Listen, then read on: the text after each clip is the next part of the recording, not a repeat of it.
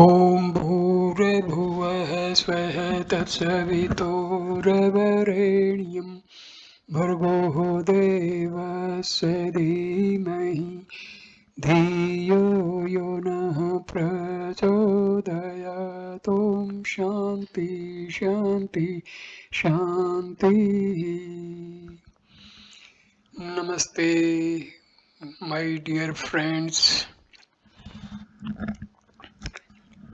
I am going to make videos on Sree Guru Charitra. Sree Guru Charitra is a holy granth on incarnation of Lord Vishnu, Shiva and Brahma. So Guru Dattatreya is incarnation of Trinity. Doing Parayan of Guru Charitra is the most important sadhana for the devotees who wants to realize their real self and thereby want to achieve salvation. Guru Charitra is a pious and holy grantham book in OV form of Marathi. This is written by Sri Saraswati Gangadhar. It has arisen from the conversation between Guru Siddha and disciple Namdharak.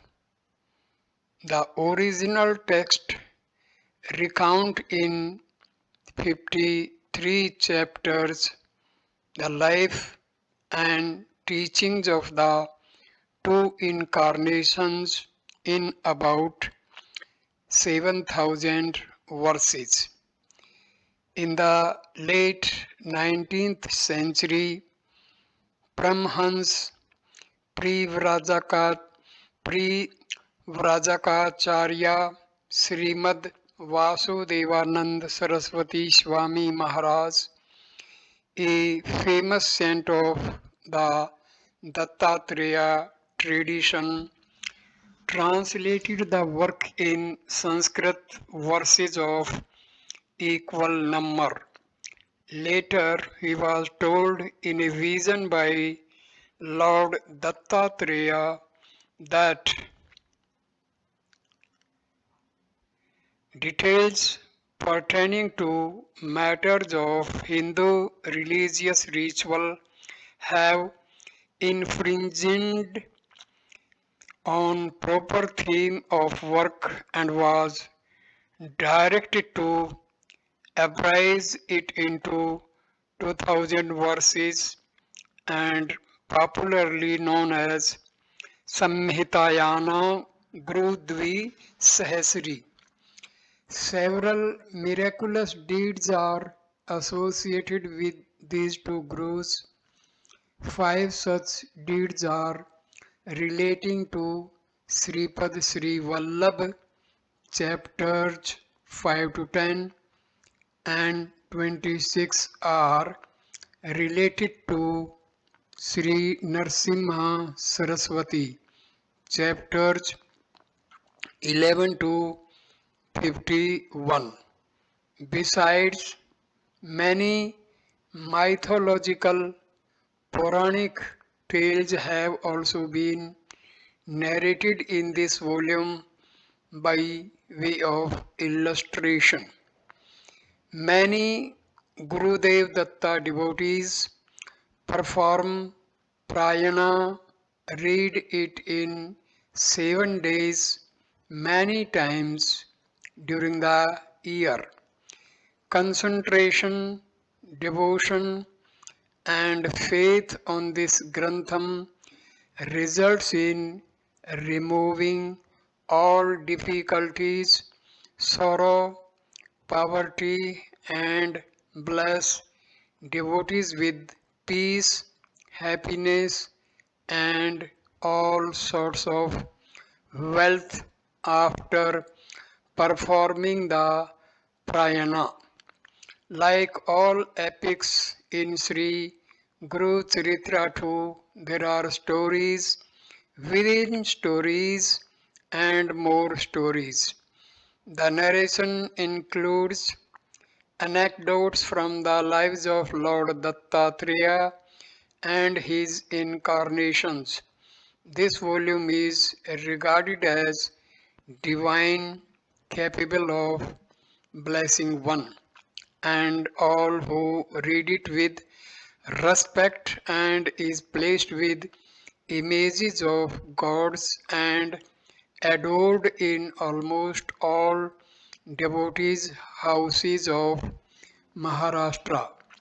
It is much respected and is very popular like Vedas, Ramayana, Mahabharata, Bhagavad and other Puranas in Sanskrit, and Dhyaneshwari, Dasbodh, Eknathi, Bhagavad, etc. in Marathi.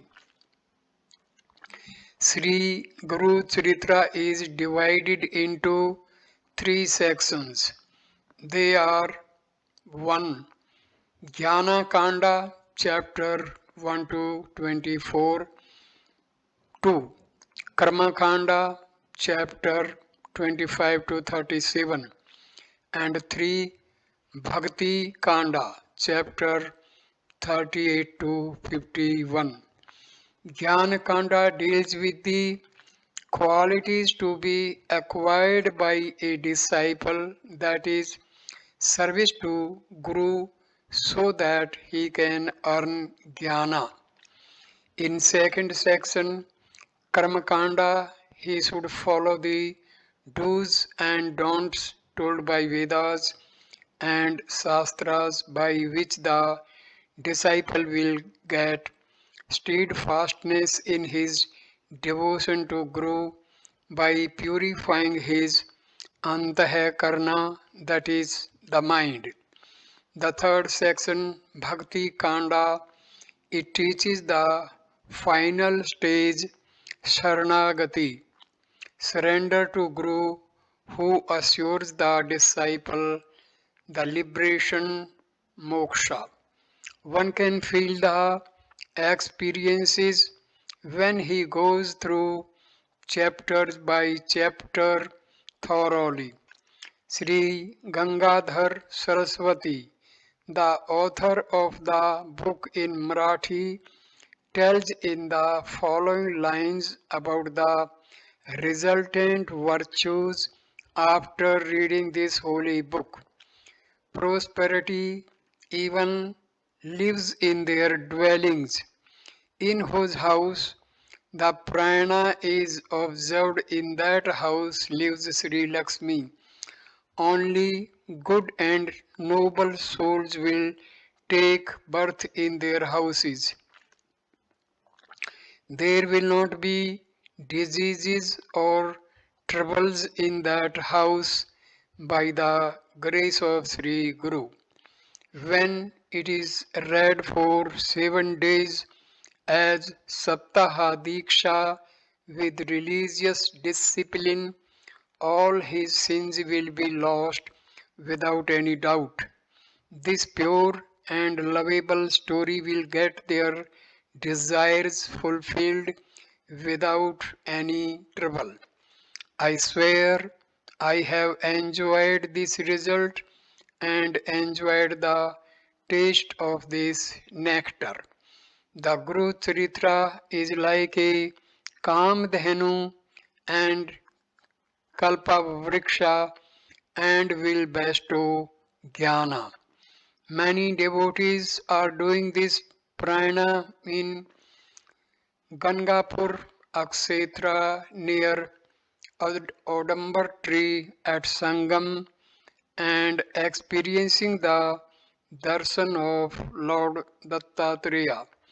Whoever organizes Samuhika Guru Charitra Prayana, their sins will disappear and their path will be cleared to moksha.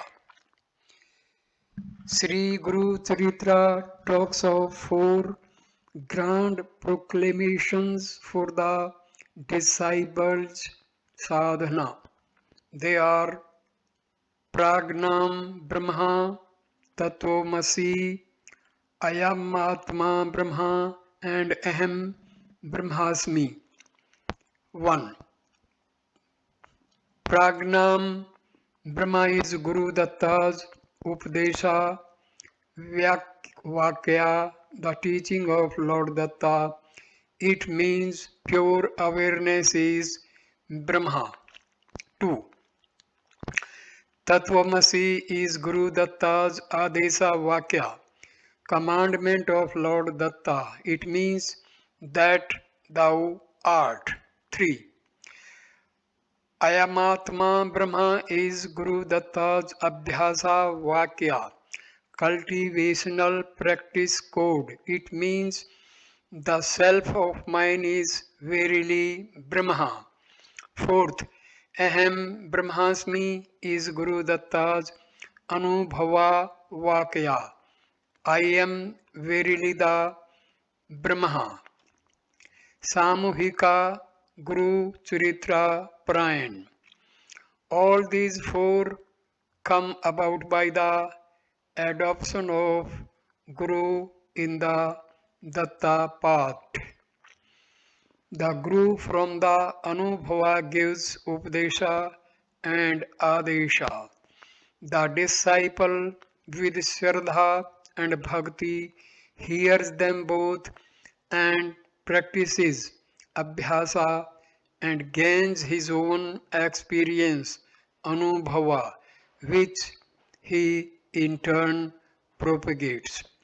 As per Bhramra Kitka Nyaya, whereby the ugly looking beetle gets metamorphosed and transfigured into the beautiful Bhramra itself.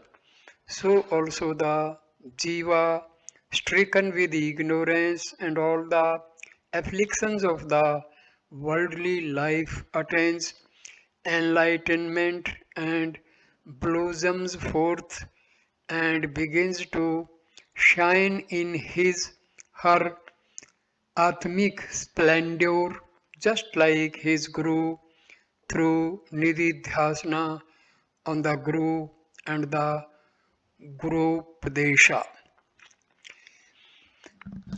Suggestions. Always try to understand the following when reading a sacred text. 1. The inner artha. Artha means meaning. Why is Sree Guru saying thus? Think deeply. 2. The inner artha of the person involved. Why did Sree Guru say thus? Why did the character say thus? 3. The context, which period and to whom was it said? Which place was it said? 4. The circumstance, what made the following to occur? 5th, sacrative aspects, some sacred texts say certain things. Sree Guru Charitra is a living embodiment of the divinity in the form of a book. We have to read with a prayerful attitude. Read with Shraddha, read with Bhakti, read with tears. The reading of Guru Charitra cleanses the mind, if not dramatically, slowly, but to some sadhakas it may happen very fast. A mere touch of Sree Guru Charitra with faith will solve your problems.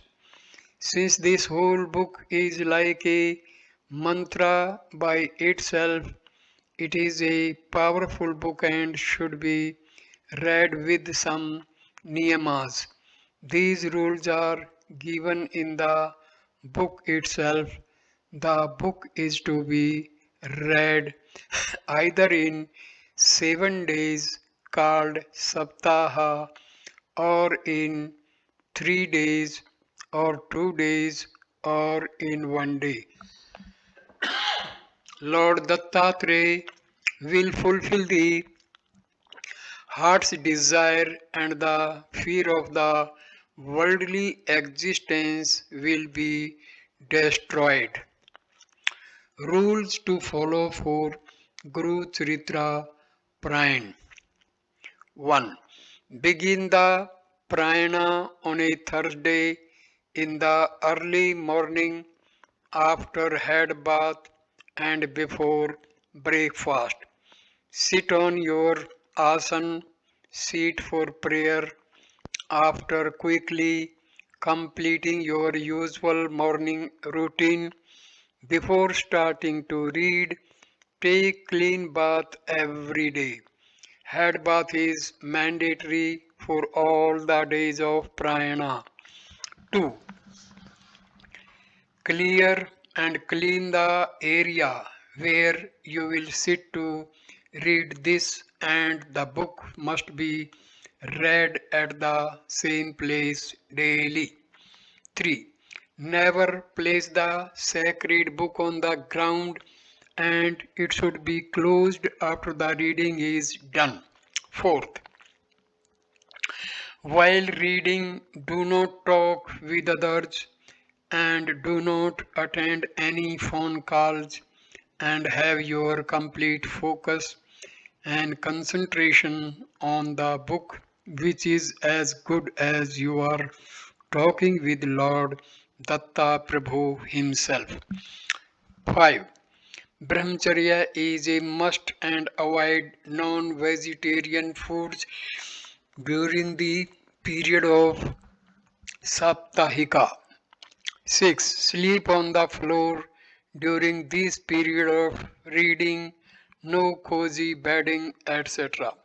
7. One time meal in the afternoon and may take fruits tiffin in the night time. 8. Facing the east and keeping the image of the Lord in the heart.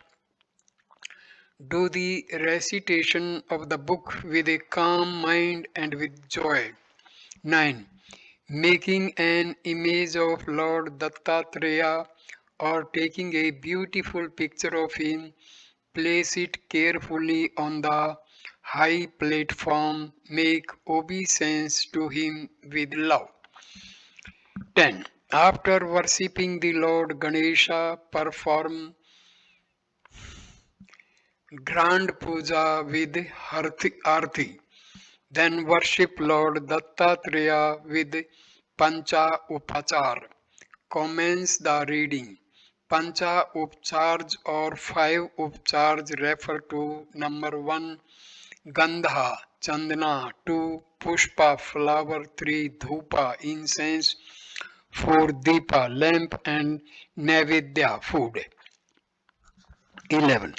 One has to complete the chapters at a stretch as prescribed for each day in the morning itself in the same asana.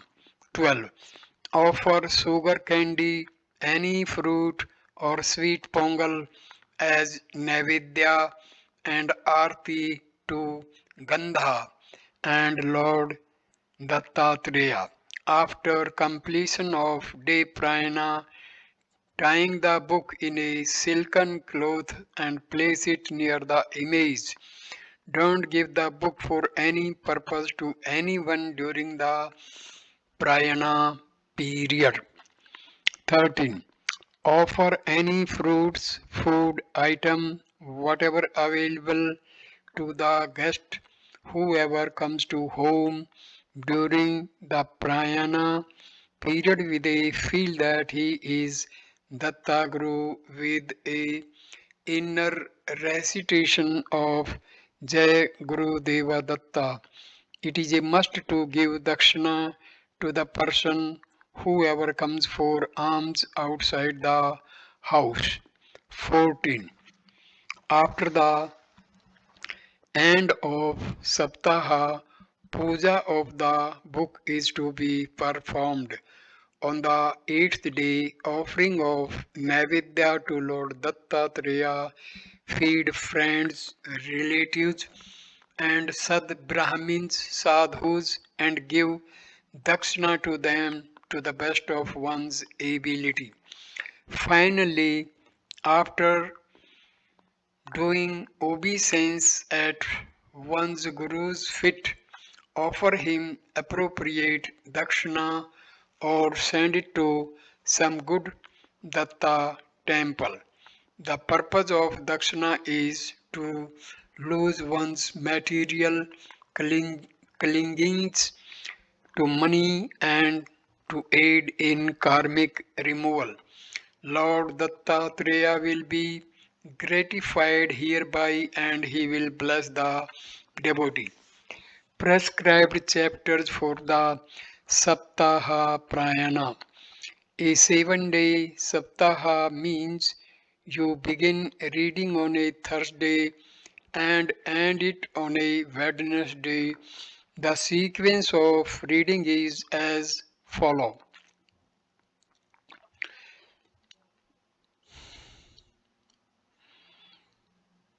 पहला दिवस अभ्यास अध्याय 1 से 9। दूसरा दिवस अध्याय 10 से 21। तीसरा दिवस अभ्यास 22 से 29। चौथा दिवस अध्याय 30 से 35। पांचवा दिवस अध्याय 36 से 38। सहस्वा दिवस अध्याय 39 से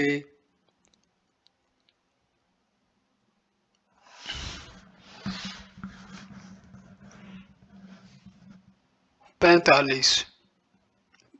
43। सातवां दिवस अध्याय 44 से 53।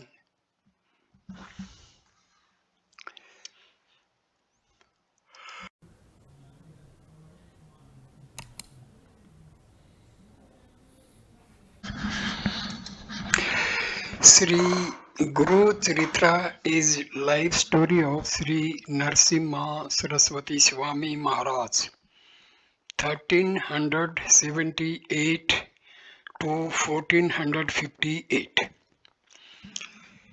That means he was born in the year 1378 and took Mahasamadhi in 1458. An incarnation of Sri Adi Guru Dattatreya was written in the 15th century, originally written in Marathi in Ovi form, a form of poetry by Sri Saraswati Gangadhar, whose ancestor Samdev had personally lived and served with devotion. Guru Narsimha Saraswati about 600 years ago. It was later translated into Sanskrit by Sri Vasudevananda Saraswati Aka Tembe Swami 1854 to 1914, who is regarded as an incarnation of Sri Dattatreya and who lived about 100 years ago. It has been later translated into several other languages. Sree Guru Charitra imparts us a way of life and guides us to go ahead on the path of self-emancipation by making our lives sublime and full of highest bliss. The original volume contains 52 chapters and it is written in the form of conversation between Namdharka, a devotee, and his spiritual guru Sri Siddhamuni, who was a disciple of Sri Narsimha Saraswati. The main aim of the book is to extol the greatness of the spiritual preceptor guru and to dispel the ignorant notion that he is just another human. A strict routine observing control on thoughts and action is needed while reading Guru Charitra. To simplify this requirement, Sri Vasudevananda Saraswati summarized Guru Charitra in Sri Saptasati Guru Charitra Sar 1904 so that it can be conveniently read or listened to by all. Sri Mahaprabhamsa Privrajkacharya Sri Madhvasudevananda Saraswati Virachit Sri Saptasati Guru Charitra Sar has 51 chapters of 700 verses in Marathi. The beauty of the Sri Saptasati Sar is if we follow and read every third letter Aksar vertically, it gives bliss of reading Bhagavad Gita chapter 15 Purushottama Yoga.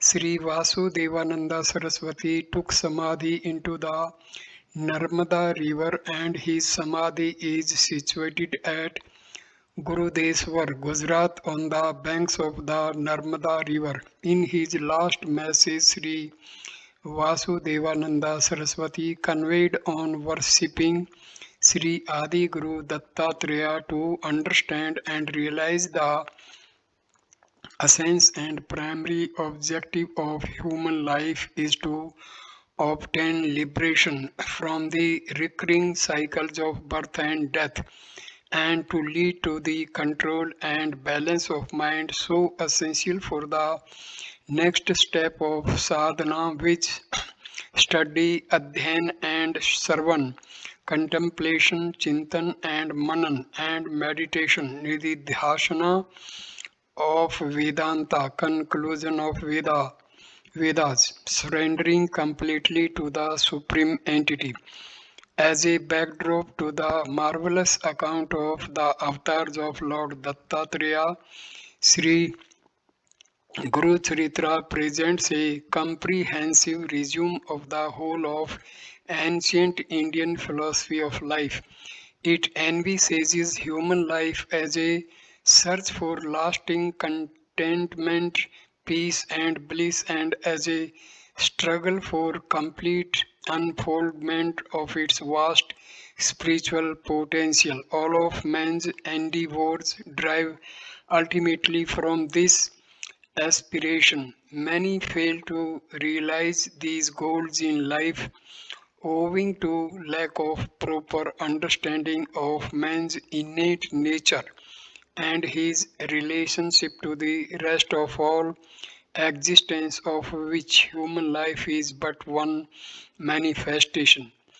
Only when man understands the nature of material universe as the manifestation of the one universal spirit and accordingly orients his life to it at the three levels of understandings, word and deed, and can he hope to attain his goal.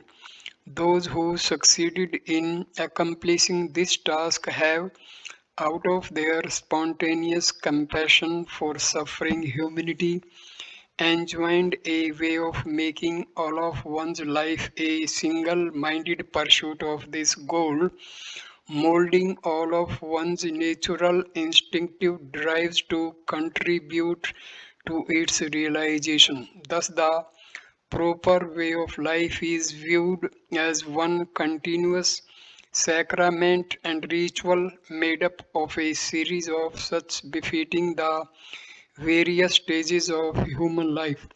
Such a view of life derives from a direct experience of the spiritual process that underlies the nature of all existence from moment to moment gained by the enlightened ones.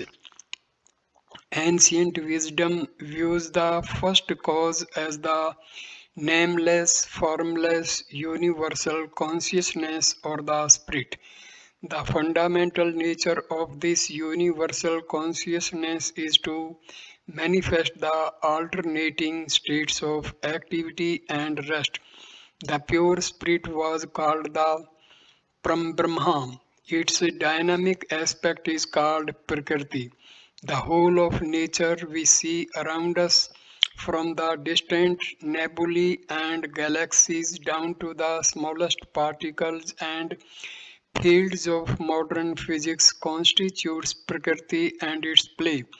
At the end of every active phase comes the state of total dissolution of all material existence, and the two states are figuratively described as the sleep and wakefulness of Brahma, the creator. In these are involved many subphases or cycles of time called kalpas, each bearing its own name. For instance, the present one is called the Savetarvraha Kalpa, literally the Kalpa of the white boar. Each Kalpa is subdivided into Manvantras, each having its own universal lawgiver or Manu. Each Manvantara is again subdivided into the sequence of four yugas, of which there is a definition in Sree Guru Charitra.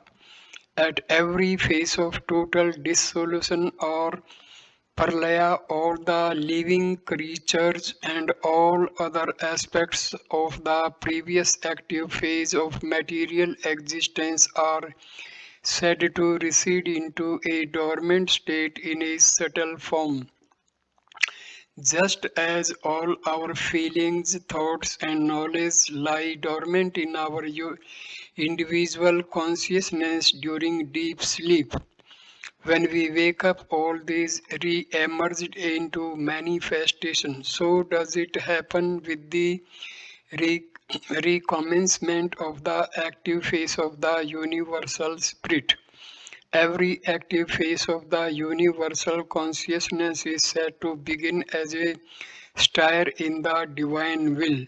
The world, as the Bible puts it, to manifest himself as the many. According to Indian scriptures, the first to be created are spiritual principles called the four Brahma Mansa Putras, the spiritual offspring of Brahma, the creator who chose to remain forever as such, that is, as fully enlightened sages and not get entangled in the next phase of the active cycle were projected the Prajapatis, the progenitors of material creation and living creatures, and sages like Atri who willingly chose to further the divine plan of creation. Then were projected the various conscious forces in nature described as gods by the Vedas. The rest of the material creation is a product of the collective harmonious functioning of these conscious principles. Described as the yagna, the whole of the active phase or prakriti is characterized by three modes of functioning of the cosmic energy, sattva, rajas, and tamas, which can be described as harmony, activity, and confusion. After the evolution of the material universe, including the earth with all its flora and fauna, sages like Atri manifested themselves on earth in human forms and propagated knowledge of the fundamental creative processes among mankind. This body of knowledge is the Veda, which later came to be classified into four Vedas. The sages also tried to impart all this knowledge to as many as possible through religious philosophy, metaphysics, and ritual. The whole process of creation, of which man is a part, was presented as a spontaneous, joyful, creative process of self fulfilling activity with no other aim or goal. Man can live in harmony with the rest of creation and with his own self, which is basically a manifestation of the cosmic or universal process, to the extent that he grows in this realization, and he can thus transcend all those narrow selfish concerns which shut out such understanding and which are in their turn products of lack of such an understanding. Guru and disciple, as such, man with the help of this understanding has to inform and mold his every thought, word, and deed with the urge to realize this wisdom. That is, understanding molds thought, word, and deed. Cultured thoughts, words, and deeds actualize his understanding and thereby perfect it. Thus, in the form of a chain reaction, man enters the real, relentless stream of divine creation towards self harmonization and perfection, freeing himself from the cocoon of petty selfish drives or needs that are projected as cultural and legitimate by his limited, clouded view of creation. The latter is a blurred, distorted image obtained through the sense medium of his wrong understanding, or more correctly, no understanding. When one realizes this harmonization with the rest of creation, the basic disharmony with himself implied by his former concept of the discreteness, distinctness of his own self, other selves, and things is dissolved, and he realizes the unity that is the essence of the seeming diversity of forms. Such a one perceives the misery of others as remnants of disharmony of his own self and strives to resolve it, resolve it while from the strength of his own perfection he knows that there are in fact no others to be saved from misery. Such a one is called the Guru, the teacher that can make all our life struggle for lasting contentment and bliss worth the game. Without him, the immense creation and one's own disharmonious life together seems an ocean of misery of phenomenal existence. With this help, it is an ocean of the bliss of self realization. Anyone who knows or intuits this too bound to love the Guru, his heart strength with which he had hitherto loved wealth, his wife, and all else separately, is now put together in adoration of the Master. It is on this basis that Sree Guru Charitra may be termed the glorification of the Guru, who is the truth, the way, and the life, and is worthy of being loved with all the strength of one's soul and heart, as the Christ puts it. The proper conduct of a true disciple to the Guru, as depicted in the stories of Sree Guru Charitra, would seem childish forms of self enslavement if this truth is not understood. The details of a disciple's conduct are not something which can be formally implemented, but they constitute the spontaneous experience of love. The joy of such love consists in acting it out, living it out. It is not the veneration of an individual called the Guru, it is the spontaneous realization of the essence of the Guru. It is wisdom in action that is the ultimate object of one's own life's struggle. In short, only such a one is disciple, and to him the Guru is all the gods, all the holy places, and the rest. What his own life cannot give him, he is sure that the Guru can, and hence the latter is dearer than the former than his own life. Do not human beings stake their lives for love, wealth, and fame, etc., which cannot promise as much? However, it is not everyone that can blossom into such a state of perfection, either of discipleship or guruhood. They are always a handful, like the most eminent scientists, poets, or national leader. Guruhood is the fruit of perfection in discipleship, and ideal discipleship is itself a fruit of much preparation and endeavor to ensure these to the best possible extent for the largest number. The stages have enjoined a scheme of life. The growing boy and girl also in Vedic times, even before his mind is caught up in the web of natural impulses born of wrong understanding, is left in the care of a learned man whose understanding was already stabilized enough to strive for the sole object of self realization. This was called Upnayana, and it was performed between the ages of 7 and 9 years. For about 10-12 years, the growing boy leads a life of strict discipline of body, mind, and conduct, and prepares himself to lead a life as a continuous sacrament aimed at achieving perfection.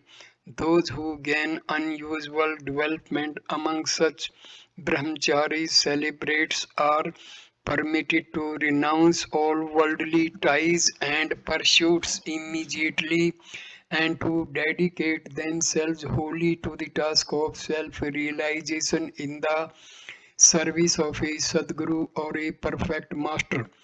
Others are advised to accept their unpreparedness for the task, realize realistically, and marry girls who too were trained to cooperate with these in leading the ideal domestic life.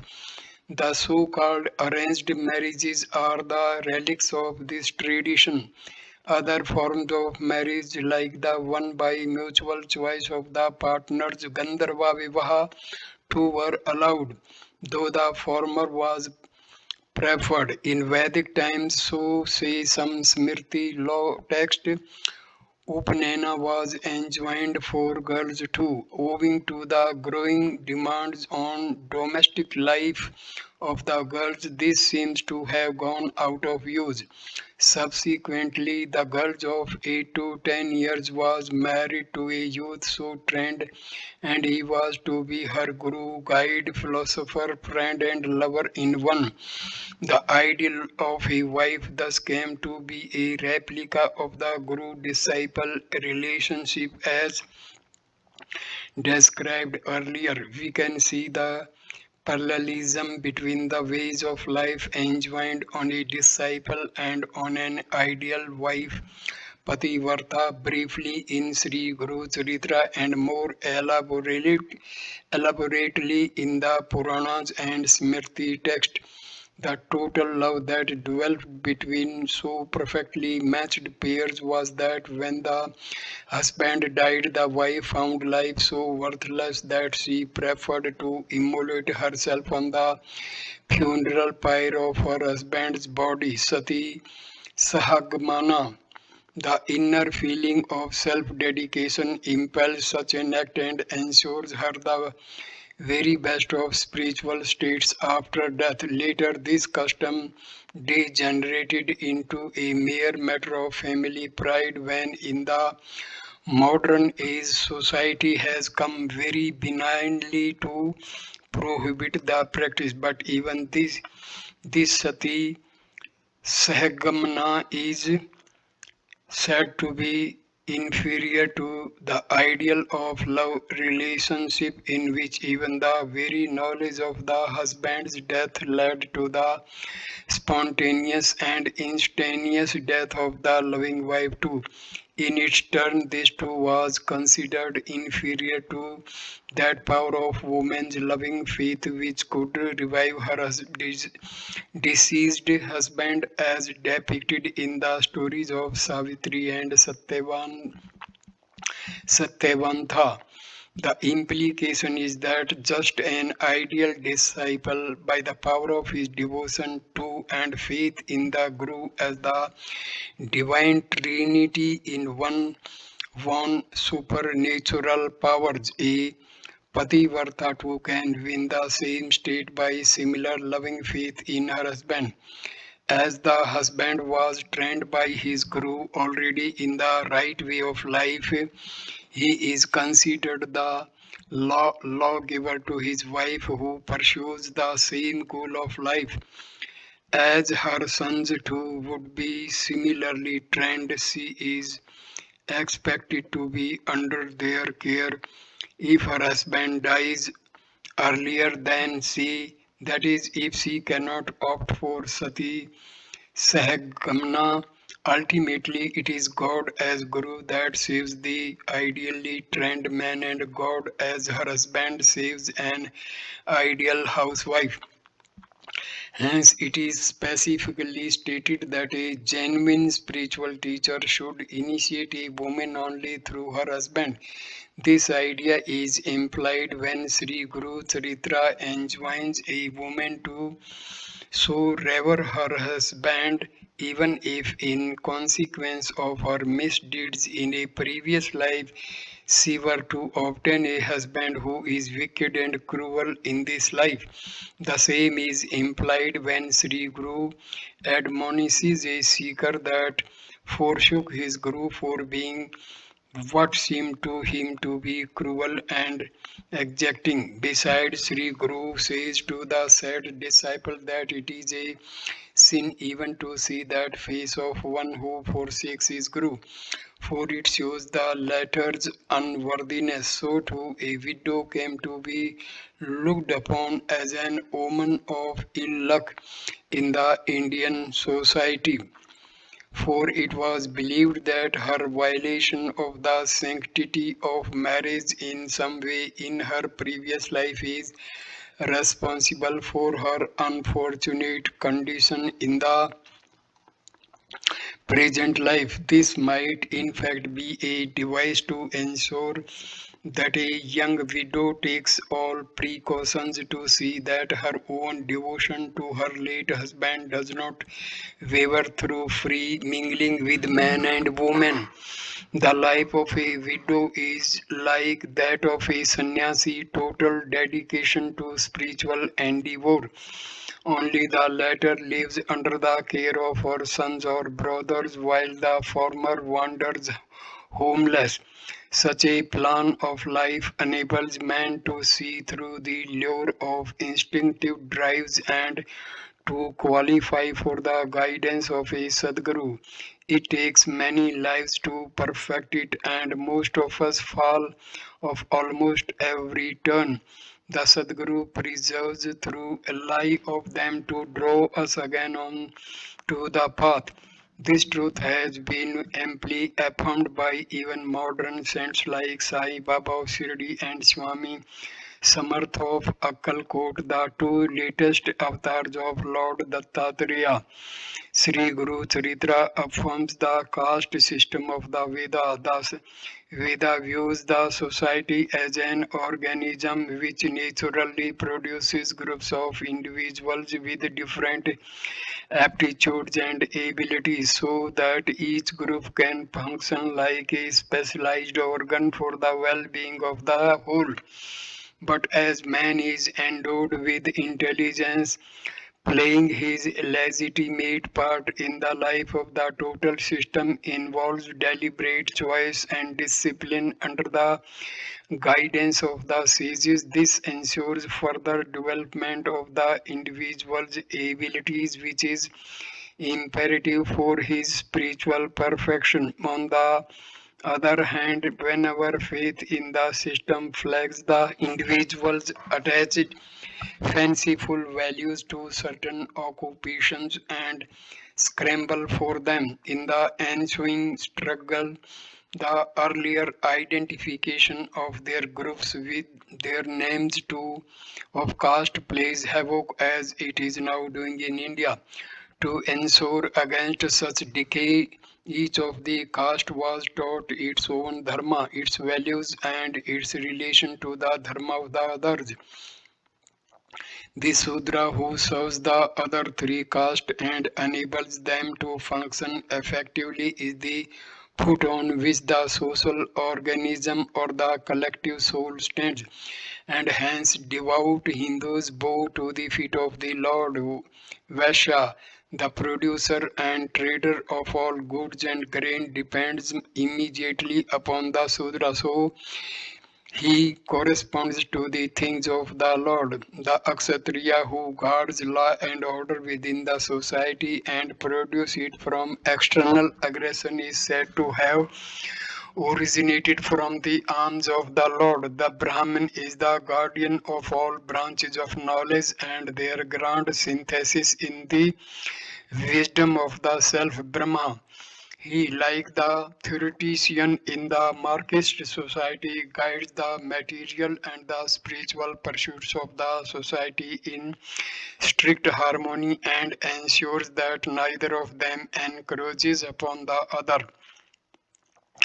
The first three ashrams are the bedrock on which the fourth one stands and to which they lead. Like all organisms, the social system too decays in time despite all care. The direction of change is from its pristine state in the Krita Yuga to its total decay in the Kali Yuga. All through the collective life forces strive its best to arrest and delay the process of social decay and repeatedly attempts to restore it as far as possible. The collective soul of mankind manifests itself as repeatedly the spiritual masters, the gurus to redefine tradition and to correct the aberrations of dogmatism. So did the Christ for the Jewish law and Muhammad for the Arab law. Thus, the Smriti text enjoin strict adherence to their dictates in general. They specifically state that the instructions of a perfect sage have precedence when one can find such. So too regarding the implementation of the law, and one is told to follow the practice of the wise as the model, yet human nature being a part of the natural phenomenon of decay, we find orthodoxy fanatically adhering to its own forms of inhumanity in the name of sacred law, in spite of what the gurus and traditional texts teach them. To counter this trend, the sages strengthen the faith and wisdom in the hearts of individuals, that they practice religious rites and rituals like yagnas and vartas is an essential part of karma or righteous action intended to nullify the defects of past misdeeds and ensure proper motivation for right action in the future birth.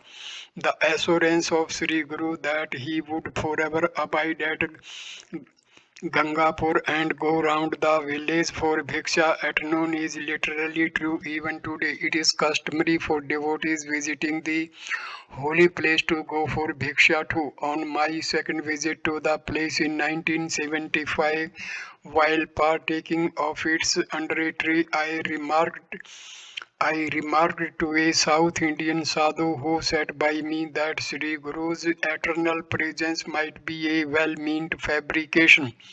At first he seemed to doubt whether it would be worth the while to try to enlighten me. Later his attitude changed. He said, "Listen, I have been visiting this place for a few decades. Once, as I was devoutly reading Sree Guru Charitra at the Sangama, I suddenly felt that I should try to recognize him someday when he comes for bhiksha and seek his blessing. Accordingly, I studied the holy book with ever greater zeal.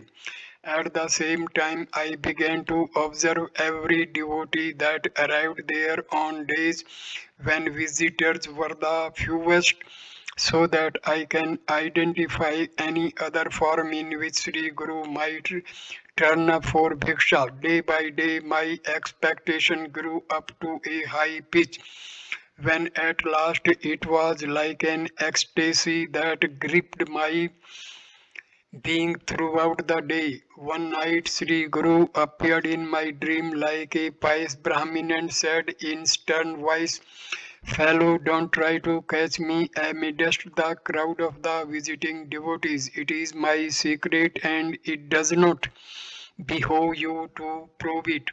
The next minute I woke up and reflected on the dream. I could vividly remember that despite his form and appearance, I was sure that he was Sri Guru. Evidently, my jealous prayer and trial have evoked a response from him. Having come thus far in my effort, should I relent? I decided to press on till I could achieve my object. Strangely enough, from that day onwards, I never again experienced that sense of his presence which swayed my whole being earlier. I was only quietly happy and assured that I was in sight of my success. One day, the devotees at Gangapur were unusually fewer, and it was my best opportunity to observe and note them individually. At about 7:30 a.m., the moment I finished my dip in the river and came on the bank, I had a severe headache and high fever. I was feeling giddy and extremely weak. At once, I lay down under a tree and fell asleep. When I woke up at about 3 p.m., I was quite well and hungry. It was long past the hour of bhiksha. Yet as it was vow to live only on bhiksha, I at once proceeded to a few houses and called out for the same. At all the places I was told that they had nothing left to give me. At one house, when I doggedly pleaded, the master of the house was furious and said, "You seem to have come here only to fill your belly, you worthless sadhu.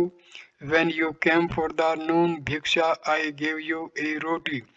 I protested that I did not come for bhiksha that day at all, but a few passers-by confirmed that the man's accusation.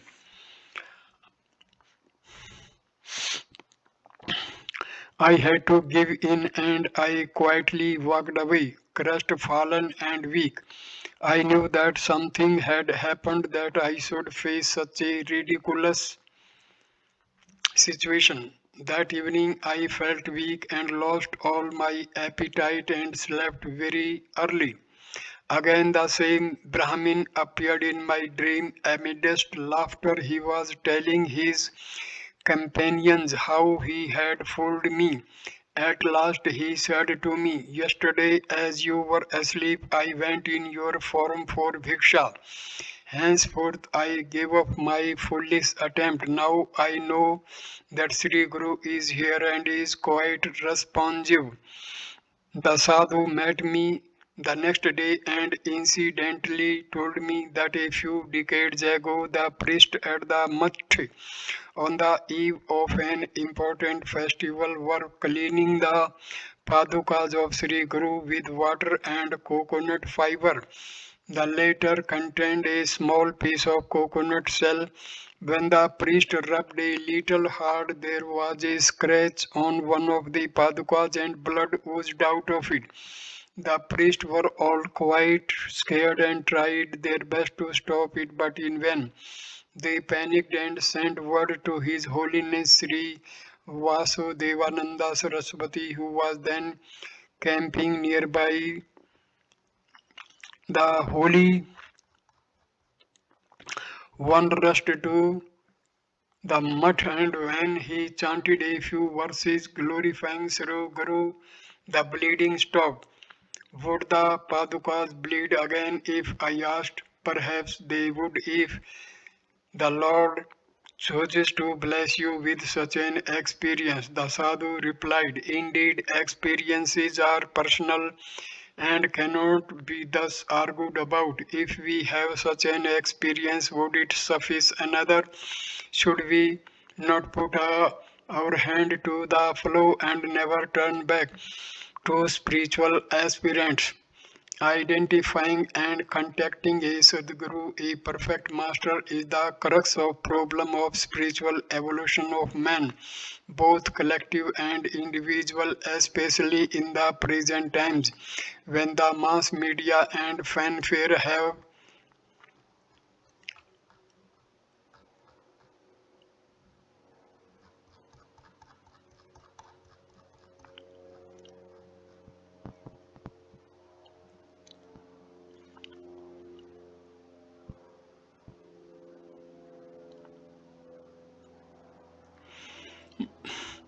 spiritual evolution of man, both collective and individual, especially in the present times when the mass media and fanfare have made it more of a craze than a serious pursuit. Yet, fortunately for the serious minded, there is a hope and a clear way. The devout study of Sree Guru Charitra.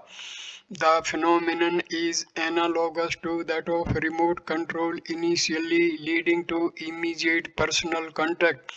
A gadget must be capable of receiving the remote commands the seeker to has to evolve in himself some potential which can respond positively to the subtle, all pervasive spiritual field of the master. The study of Sree Guru Charitra does just this for us.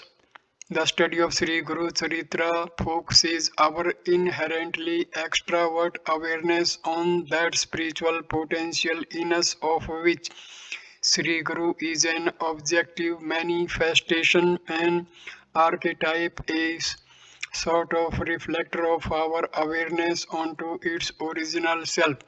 As we persevere diligently, our awareness gets oriented to His presence every moment of our life. At one stage, the message is strong and unmistakable. The goal, the perfect master, is sighted in His perpetual immediate presence. Our potential matures, and the seeker and the sought becomes one. Till then, Sri Guru Charitra is the master this and of this innate type, and such a one never proclaims himself to the world.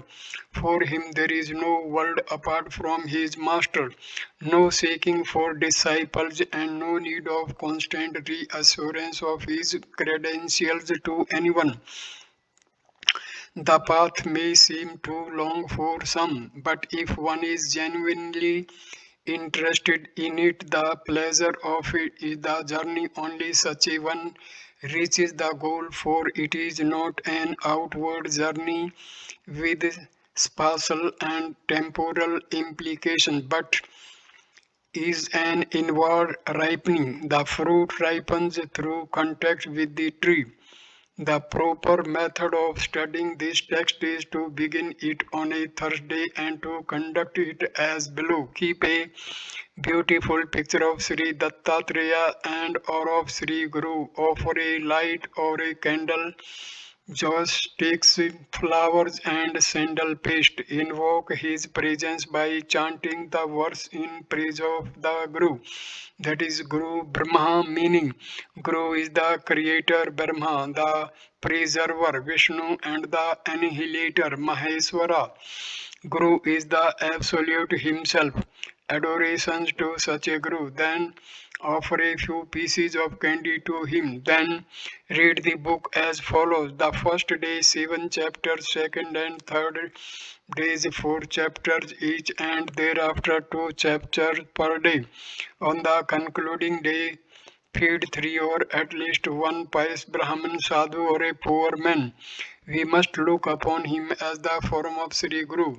We keep reading like this over and over again. One may read it once in 3 days or even a day, ardently seeking his guidance. Thank you, dear friends, watching this video. Before we start some holy task, we must know all about the task we are going to perform. So I made this video so that you may have the firm and confirmed idea that you will be benefited spiritually by going through the reading of this holy book. Thank you. Namaste.